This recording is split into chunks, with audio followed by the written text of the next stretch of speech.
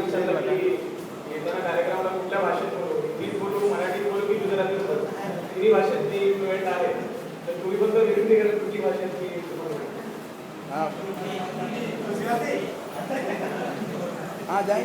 तसं भाषण करण्यात मी अजूनही विनोद काकांसारखं आणि पप्पांसारखं एक्सपर्ट झालेलो नाहीये. वेळ लागेल थोडा, परंतु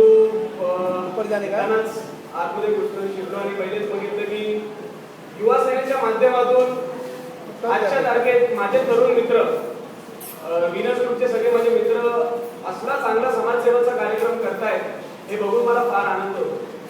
मी नेहमी जातो, क्रिकेटचे टुर्नामेंट बघतो, फुटबॉलचे टुर्नामेंट बघतो, परंतु रक्तदान शिबिर म्हणा किंवा असे काही चांगले समाजकार्य असतात ते आजच्या तारखेला तरी कुठलीही तरुण पिढी करत नाही. परंतु हे फक्त युवा सेना आणि युवा सैनिकच करू शकतात एवढं आज मला वाटतं. सांगतात की युवा सेना फक्त युवा सेना नाही, युवा सेवा सुद्धा आहे. तर हे आज खऱ्या अर्थाने आपल्याला इथे दिसून येते.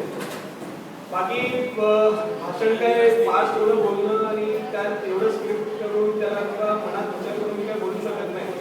विनस ग्रुप आणि शुक्ला फाउंडेशनच्या वतीने आयोजित आजचा कार्यक्रम आज नेमका शिवसेनेचा वर्धापन दिन सुद्धा आहे.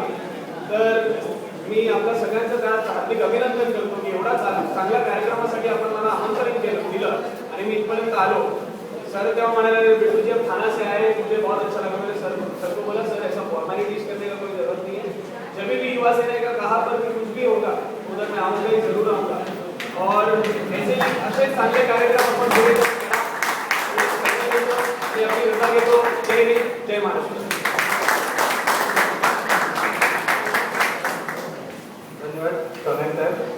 आपल्या चांगला हवेतून गेला आणि पुढे पुढे आम्ही आपल्याला ठाण्यापासून दैताला, बोरिवलीला, अंधेरी बांधायला येण्यासाठी